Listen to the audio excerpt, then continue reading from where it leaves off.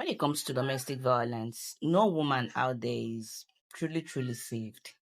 Anybody, even if your husband is poor, is the poorest of the poor, you can be a victim.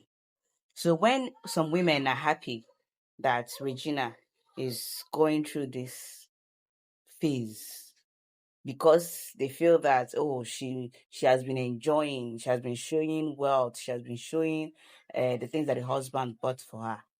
Therefore, some women feel that she's not entitled to come out and also cry, or to come out and also say, oh, this is what is happening to me.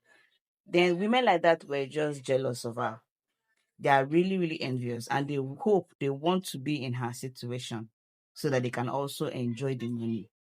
Instead of just sympathizing with Regina because of what she's going through, they are happy and excited.